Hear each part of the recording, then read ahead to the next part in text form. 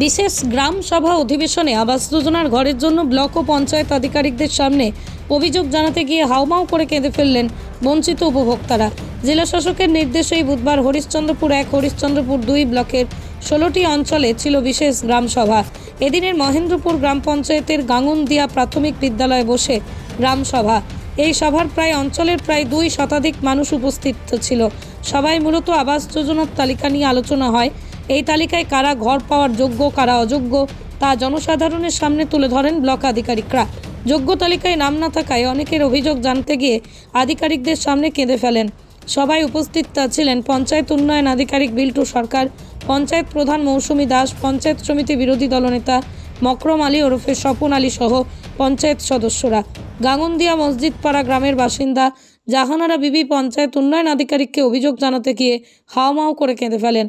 আমি আর কত গরিব হলে ঘর মিলবে, খুব কষ্টে দিন কাটছে। গাঙ্গুনদিয়া গ্রামের মোহাম্মদ আলাউদ্দিন অভিযোগ করে বলেন, 2022 সালের তালিকায় আমার নাম ছিল।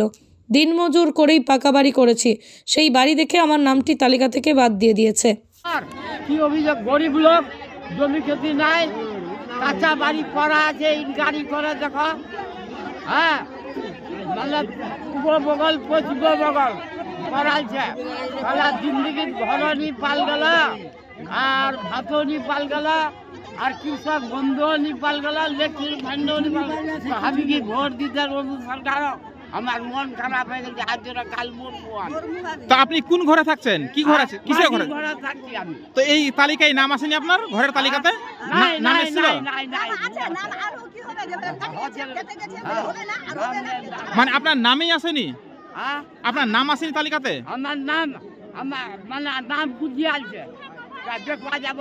তাহলে নামগুলো বাদ দিল কি আপনার? কারা বাদ দিয়েছে আপনার নামটা? আপনারা নামটা কারা বাদ দিল? আমার নামটা মেম্বার রায়ারা সব বাদ দিলে। ওরা ওসারে যে বাদ করছে মেম্বার রাখলে হারাই ছিল, আগে আরো নাই। তো এখন অভিযোগ করলেন? হ্যাঁ হ্যাঁ, বুঝতে বলবো মকজে সাবরাইবো। তো কি বলছে বাড়ি দিবে আপনাকে? হ্যাঁ হ্যাঁ, যাবে ফেলে সার্ভে করবো। আপনার নাম কি? হাকিমউদ্দিন। বাড়ি কোথায়? বাড়ি আলীনগর। পৃথিবীর 3 ভাগ জল 1 ভাগ স্থল, তাই পানীয় জলের অভাব নেই। কিন্তু বিশুদ্ধ পানীয় জল একটাই, বৃষ্টি অ্যাকোয়া। প্রতি ফোঁটায় আনে তৃপ্তি, মেটায় তেষ্টা। বৃষ্টি অ্যাকোয়া, বিশুদ্ধ পানীয় জল।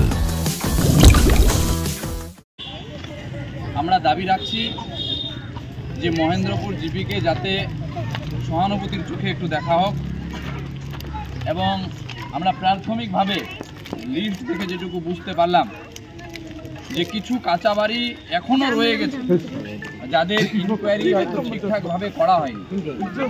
হয়তো বাড়িতে না গিয়ে চায়ের দোকানে বসে বা অন্য অঞ্চল অফিসে বসে ইনকোয়ারি রিপোর্ট হয়তো দিয়ে দেওয়া হয়েছে। তো আমরা আবেদন রাখছি আমাদের নোডাল অফিসারের কাছে যে যে জায়গাগুলোতে এখনও ভুলভ্রান্তি রয়েছে, হয়তো পাওয়ার যোগ্য ব্যক্তিটাকেও যোগ্যতার লিস্ট থেকে বাতিল করা হয়েছে, রেজুলেশনের মধ্যে সেটাও লেখা হোক যে যদি ওরা দাবি রাখে যে না আমরা যোগ্য, তাহলে সেই জায়গাটাই তাদের আবার ইনকোয়ারি করে সেটা বিবেচনায় যাতে রাখে।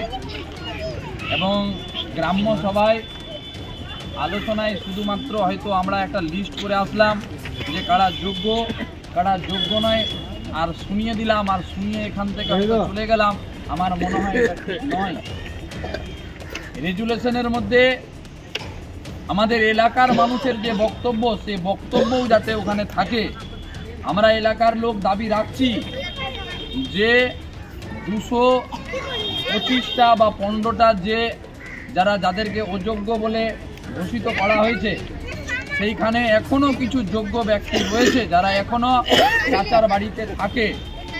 তো রেজুলেশনের মধ্যে যাতে থাকে, তাদেরকে একটু সময় দেওয়া হোক 1-2 দিনের জন্য, যে তারা যাতে বিডিও অফিসে অ্যাপ্লিকেশন করতে পারে এবং সেটা অফিস থেকে যাতে দেখা হোক। এবং যারা চায়ের দোকানে বসে সার্ভে করেছে বা আপনার অন্য অফিসের থেকে বেনিফিশিয়ারিদের ডেকে পার্সোনালি হয়তো সার্ভে করার চেষ্টা করেছে, এটা তদন্ত করে দেখে যারা যোগ্য তাদেরকে যাতে নামগুলো ঢোকানো হোক এবং এই যে সরকারের একটা চিন্তা ভাবনা, যে সার্বিকভাবে সবাইকে নিয়ে আলোচনা করে যারা পাওয়ার যোগ্য ব্যক্তি আছে তাদেরকে যে ঘর পাইয়ে দিচ্ছেন আমাদের মমতা ব্যানার্জির সরকার, তার জন্য সরকারকে, প্রশাসনকে এবং যারা আধিকারিকরা রাত জেগে জেগে অক্লান্ত পরিশ্রম করে এই কাজগুলো করছেন তাদেরকে অসংখ্য ধন্যবাদ জানাই আমরা মহেন্দ্রপুর গ্রাম পঞ্চায়েতের এলাকাবাসী। 5 বছর আগে যখন সার্ভে করেছিল তখন ছিল আমরা কাঁচা বাড়ি। 5 বছর পরে বন্ধ বাড়িটা ভেঙে গেল, আবার তো কাঁচা বাড়ি করবে না, যে কোনো ভাবে হোক আবার তো পাকা বাড়ি করতেই হবে, কোনোভাবে হোক কোনোভাবে পাকা বাড়ি তো করতে হবে। আবার পাকা বাড়ি করেছে, আবার সার্ভে করতে আসছে, আবার কি বলছে আপনার পাকা বাড়ি আপনাকে বাড়ি দিব না। কেন বাড়ি দিবে না? সরকার দিয়েছিল টাকা বাড়ি তোলার জন্য না, আমরা নিজে করেছিলাম।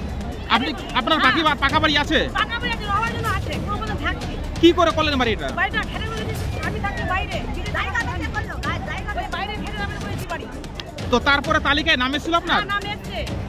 নাম এসছে, আবার বলছে নাম কেটে গেছে, আমার নাম নাই, বলছে পাকা বাড়ি আছে। আমার তো 5 বছর আগে ছিল। তাহলে সরকার কাদেরকে ঘর দিচ্ছে? সরকার দিচ্ছে, যার পাকা বাড়ি আছে ওদেরকে ভোট দিচ্ছে, যার কাঁচা বাড়ি তো আপনারও তো পাকা বাড়ি। পাকা বাড়ি তো আমার নাই, আর পাকা বাড়ি কই? না, সরকার যদি পাকা বাড়িওয়ালাকে দিয়ে থাকে, আপনি তো পাকা বাড়ির মালিক। সরকার কি চিন্তা করে? আমি বাড়ি করিনি, আমি থাকার জন্য বাড়ি করেছি। থাকবো কোথায়?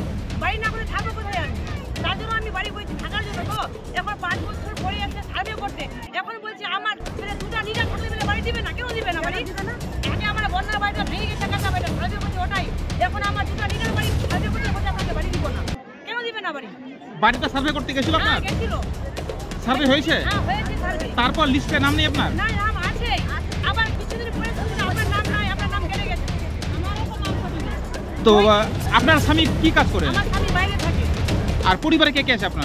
আমার দুটো ছেলে মেয়ে আছে, আমি আছি, আমার শাশুড়ি আছে। ইনকাম কে করে পরিবারে? আমার স্বামী করে ইনকাম। আর কেউ ইনকাম না, নেই? আপনার নাম? আমার নাম নাজাল বাড়ি। বাড়ি? বাড়ি গান্ধী আমার।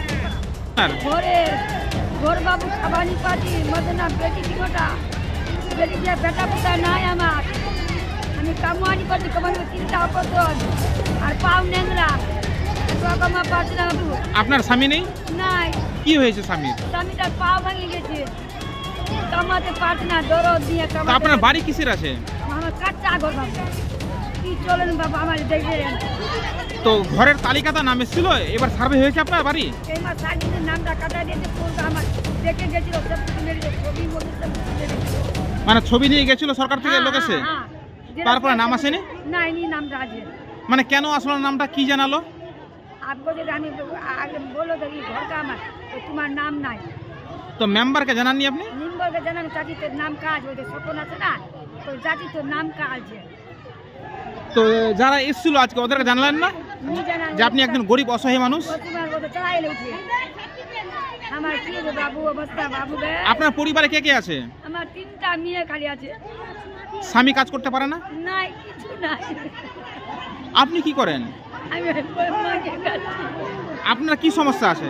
তবে তাই আর ভাই আমি বাদ করতে পারছি না, খাবার জীবন করে পড়ে আছি আর এই ঘর কান নাই। কটা রুম আছে আপনার? কটা রুম? একটাই ঘর আছে, একটা ঘরেই সবাই থাকেন? একটাই ঘরে মা 3টা মেয়েকে দিয়ে দিয়েছি। আপনার নাম কি? আমার স্বামীর নাম নাজি।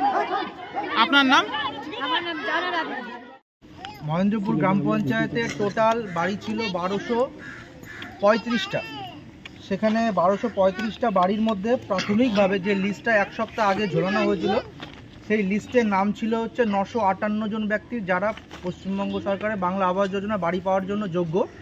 সেই 958 জনের মধ্যে আর 958 জন আর বাড়ি পাওয়ার অযোগ্য হিসাবে হয়েছিল 255 জন। এই লিস্টটা আপনারা 1 সপ্তাহ আগেই ঝোলানো হয়েছিল সমস্ত জায়গাতে, ব্লক অফিসে, গ্রাম পঞ্চায়েতের, এটা সরকারি প্রতিষ্ঠানগুলোতে। তারপরে 1 সপ্তাহ ধরে আপনাদের এই গ্রাম পঞ্চায়েত থেকে প্রায় 182টা দাবি এবং আপত্তি আমাদের কাছে জমা পড়ে, যেখানে বলা হয় অমুক অমুক ব্যক্তিগুলোর কাঁচা বাড়ি রয়েছে, তাও ওদের নাম আসেনি, নাম কাটা গেছে। এরকম আপত্তিও আসে যে অমুক অমুক ব্যক্তির নামে পাকা বাড়ি আছে, থাকা সত্ত্বেও তার নামে বাড়ি এসছে। সেইগুলো আমরা পুনরায় তদন্ত করি। তদন্ত করার পরে এই 182টা বাড়ির মধ্যে 65টা বাড়ি আমরা পাই যারা বাড়ি পাওয়ার পুনরায় বাড়ি পাওয়ার জন্য যোগ্য, আর 11টা বাড়ি এরকম পাই যারা বাড়ি পাওয়ার অযোগ্য কিন্তু প্রভিশনাল লিস্টারদের নাম ছিল। এইটা হওয়ার পরে যে টোটাল যে সংখ্যাটা আমাদের দাঁড়ালো, প্রথমে যে 958টা ছিল আমাদের এলিজেবল, সেখান থেকে 65টা যোগ করার পরে আমার সংখ্যা দাঁড়ালো হচ্ছে 1012টা। যে সংখ্যাটা মহেন্দ্রপুর গ্রাম পঞ্চায়েত অঞ্চলবাসীদের 1012 জনের নাম যারা বাড়ি পাওয়ার জন্য যোগ্য হিসাবে বিবেচিত হয়েছে।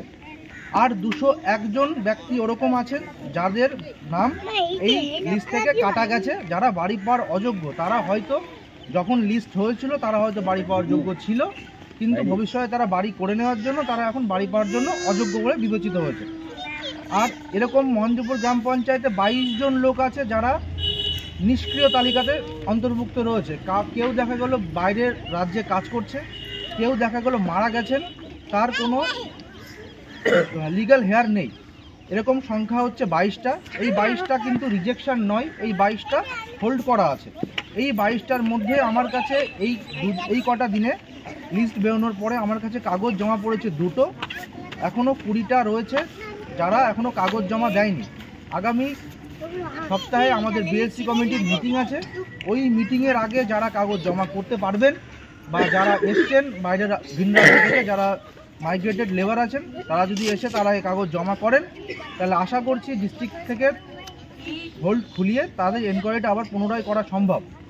শেষমেশ দাঁড়ালো আমার টোটাল সংখ্যা মহেন্দ্রপুর গ্রাম পঞ্চায়েতে 1012 জন লোক যারা প্রাপ্য বাড়ি পাওয়ার জন্য যোগ্য, 201 জন অযোগ্য, আর 22 জন লোক যারা হোল্ডে রয়েছে। এই হচ্ছে আপনাদের পরিসংখ্যান। আপনাদের কাছে অনুরোধ করব যারা 1012 জন লোক এই সভার কাছে, যে 1012 জন লোক যারা যোগ্য হয়েছে, এই যোগ্য ব্যক্তিদের নাম এই সভাতে যেন যোগ্য বলে বিবেচিত হয় এবং এই সভা এই 1012 জনের লোককে অনুমোদন দেয়। আর যে 201 জন লোক যারা আছেন যারা অযোগ্য বলে বিবেচিত হয়েছে, সেই সংখ্যাটাকেও এই সবার কাছে অনুরোধ করব এই সংখ্যাটাকেও যেন এই অদ্য সভা এটার অনুমোদন দেয়, যারা অবিবেচিত হয়েছে, অযোগ্য হয়েছে বাড়ি না পাওয়ার জন্য। আর যে 22 জন হয়েছে তাদের আপনাদের সবার কাছে অনুরোধ করব এই 22 জনকে, আপনাদের গ্রামবাসীকে, যদি কেউ থাকে যারা এখন মাইগ্রেটেড ছিল তারা যদি চলে এসে থাকে, তো তাদেরকে অন্তত জানানো এই সপ্তাহের মধ্যে তারা যেন ব্লকে গিয়ে তাদের প্রয়োজনীয় নথিপত্র সহ জমা করে এবং তারা ফার্দার আমরা প্রসেসে যাব। এই আমার পরিসংখ্যান। কারোর কোনো রকম কোনো বক্তব্য থাকে আমাকে জানাতে পারেন, আমি শুনব। যে এখানে আমাদের মহেন্দ্রপুর অঞ্চলে সাধারণ অধিবেশন হলো, সেটা গাংলুদা প্রাইমারি স্কুলে হয়েছে। বিশেষ করে এখানে আলোচনা হলো আবাস প্লাস নিয়ে, আর কিছু হলো আপনার গ্রাম্য এলাকার কাজকর্ম নিয়ে। যে আবাস প্লাস আমার মহেন্দ্রপুর অঞ্চলে টোটাল ছিল আপনার 1229। এই 1229-এর মধ্যে ইনকোয়ারি করার পরে টিকে মানে 1051টা, যেটা আপনাদের পিডিও সাহেবের মুখ থেকে আমরা জানতে পারলাম। বাকি এখন কিছুটা আছে আপনার কি বলছে ওটাকে, কিছুটা বাদ আছে।